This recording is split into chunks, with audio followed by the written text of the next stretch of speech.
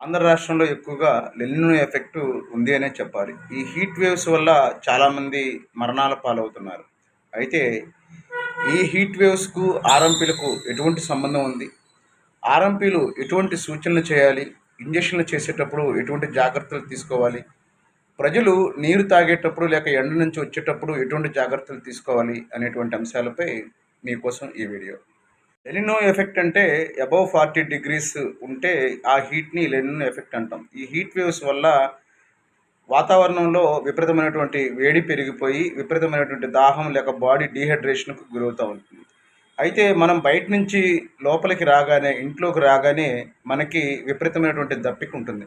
మనం ఏదైనా చల్లటి నీళ్లు తాగాలి అని కూడా అనిపిస్తుంది. మరి బయట నుంచి ఇంట్లోకి రాగానే చల్లటి నీళ్లు తాగినప్పుడు వెంటనే నిద్రకు ఎందుకు ఉపక్రమిస్తాం? ఆలోచించండి ఒకసారి. అంటే మనం ఎప్పుడైనా సరే ఎండలో నుంచి ఇంట్లోకి వచ్చినప్పుడు ఎప్పుడు కూడా వెంటనే చల్లటి నీరు తాగకూడదు. దీనివల్ల బాడీలో ఉన్నటువంటి హీటు, మనం తీసుకున్నటువంటి వాటర్ హీట్ బ్యాలెన్స్ అవ్వక ఇలాంటి సంఘటనలు జరుగుతూ ఉంటాయి. ఒక్కోసారి కోమలకు కూడా పోయే అవకాశాలు కూడా ఉంటాయి. ఒక్కోసారి గుండె పట్టుకొని ప్రాణం కూడా పోయే అవకాశాలు ఉంటాయి. మరి అలాంటప్పుడు వెంటనే తాగకుండా ఇంట్లోకి వచ్చిన తర్వాత ఒక 15 మినిట్స్ వెయిట్ చేసి తర్వాత మన బాడీ బాగా కూల్ అయిన తర్వాత అప్పుడు వాతావరణంలో ఉన్న వేడి తగ్గిన తర్వాత మనం చల్లటి నీళ్ళు తీసుకున్నట్లయితే మనకు చాలా సేఫ్ అనేది చెప్పాలి. అందులోనూ డీప్ ఫ్రిడ్జ్లో ఉన్నటువంటి వాటర్ కాకుండా సాధారణంగా అంటే నార్మల్ టెంపరేచర్కు కొంచెం దగ్గరగా ఉండేటువంటి వాటర్ తీసుకోవటం వల్ల చాలా మంచిది. అలా అని టీలు కాఫీలు తీసుకోవటం కూడా మంచిది కాదనమాట. ఈ హీట్ వేవ్స్ విషయంలో గ్రామీణ వైద్యులు ఎటువంటి జాగ్రత్తలు తీసుకోవాలి, ఈ హీట్ వేవ్స్ గ్రామీణ వైద్యులపై ఎటువంటి ప్రభావం చూపుతుందనే అంశానికి వస్తే, సాధారణంగా రోగి ఎండాకాలంలో నాకు దడగా ఉంది, ఆయాసంగా ఉంది, రొప్పు ఎక్కువగా ఉంది, కొంచెం నీరసంగా ఉంది అని చెప్పేసి గ్రామీణ వైద్యుల దగ్గరకు వస్తూ ఉంటారు. ఇలాంటి సమయంలో గ్రామీణ వైద్యులు ఎక్కువగా సెలైన్లు పెట్టడం కానీ, నరాలకు ఇంజక్షన్లు చేయడం కానీ, యాంటీబయాటిక్స్ ఇవ్వడం కానీ జరుగుతూ ఉంటుంది. ఇలాంటివి చేయకండి. ఎందుకంటే అతను ఎక్కువ దడగా కానీ లేకపోతే నీరసంగా కానీ డీహైడ్రేషన్కి గురయ్యాడు కానీ అని చెప్పినప్పుడు వెంటనే ఇంజక్షన్ చేయటం వల్ల అది తీవ్ర ప్రభావాన్ని బీపీ మీద ప్రభావం చూపుతుంది. దీనివల్ల ప్రాణం పోయే పరిస్థితులు ఎక్కువగా ఉంటాయి. గ్రామీణ వైద్యులు చేసేటువంటి ఒక చిన్న చిన్న పొరపాట్ల వల్లే వాళ్ళు అనవసరంగా కేసుల్లో ఇరుక్కుంటున్నారు. బాగా ఎండను బడి వచ్చినప్పుడు అతనికి కొంచెం తపనగా ఉంటుంది, బీపీ ఎక్కువ ఉంటుంది, బాడీ డీహైడ్రేషన్ అయి ఉంటుంది. ఇలాంటి సమయంలోనే వెంటనే వాళ్ళకి ఐవీ ఇంజక్షన్లు చేయడం, వెంటనే ఫ్లూయిడ్స్ ఎక్కించడం వల్ల ఉన్నటువంటి బీపీ ఎక్కువగా పెరిగిపోయి తర్వాత ప్రమాద స్థితిలోకి వెళ్ళిపోతూ ఉంటారు. ఇలాంటి సంఘటనే తెలంగాణ రాష్ట్రం వరంగల్ జిల్లా సిద్దనపేటలో ఒక సంఘటన జరిగింది.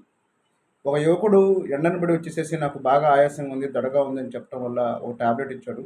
ఆ టాబ్లెట్కి కొంచెం తిక్కమక్క అవటం వల్ల నీకు ఎమ్మటే నరానికి ఇంజక్షన్ చేయాలి అని చెప్పేసి పేషెంట్ వద్దంటున్నా కూడా అతనికి ఫ్లూయిడ్స్ ఎక్కించడం, ఐవీకి ఇంజక్షన్ చేయడం వల్ల అతను మరణానికి గురయ్యాడు. ఆలోచించండి. ఏదైనా సరే ఎండలో పడి ఒక అనారోగ్యానికి గురై వచ్చినప్పుడు పేషెంట్కి ఒక 15 నిమిషాలు కూర్చోబెట్టి నార్మల్ స్థితికి వచ్చిన తర్వాత మాత్రమే వైద్యం చేయండి. ఎగశ్వాసగా ఉన్నప్పుడు, లేదు దడగా ఉన్నప్పుడు, లేదు ఆయాసంగా ఉన్నప్పుడు మాత్రం ఎటువంటి ఐవీ ఇంజెక్షన్స్ కానీ, ఫ్లూయిడ్స్ కానీ ఎక్కించి ప్రాణాల మీదకి తెచ్చుకోకండి. ముఖ్యంగా ఈ హీట్ వేవ్స్లో సాధారణంగా పేషెంట్స్ ఇలాగే వస్తూ ఉంటారు. కాబట్టి వారికి ఆ టెంపరేచర్లో ఉన్నప్పుడు ఎటువంటి వైద్యం చేయకుండా వారికి బీపీ అది నార్మల్గా వచ్చిన తర్వాత, బాడీ టెంపరేచర్ నార్మల్గా వచ్చిన తర్వాత మీరు ఒకసారి ఆలోచించి చూసుకొని అతనికి ఇవ్వచ్చా లేదా, లేదనుకుంటే బాగా కూల్ అయిన తర్వాత అతన్ని మళ్ళీ ఈవినింగ్ రమ్మని చెప్పేసి అప్పుడు ట్రీట్మెంట్ చేస్తే బాగుంటుంది. ఏదైనా వైద్య సహాయం ఫస్ట్ ఎయిడ్ చేయదలుచుకుంటే. లేదు అనుకుంటే దగ్గరలో ఉన్నటువంటి పిహెచ్సికి రిఫర్ చేయండి. అంతేగాని పేషెంట్ మన దగ్గరికి వచ్చాడు అని చెప్పేసి అదరాబదరా పేషెంట్కి వ్యాధి తగ్గించాలన్న ఆలోచనతో ఏవైనా సరే ఫ్లూయిడ్స్ కానీ, ఐవీ ఇంజక్షన్స్ కానీ చేసి మీరు కేసుల్లో ఇరుక్కొని మీ జీవితాన్ని పాడు చేసుకోవద్దు. కాబట్టి ఈ హీట్ వేవ్స్లో జాగ్రత్త. నేను చెప్పేది ఒకటే, బాగా ఆలోచించి ఫస్ట్ ఎయిడ్ చేయండి. ఓకేనా ఫ్రెండ్స్? Thank you.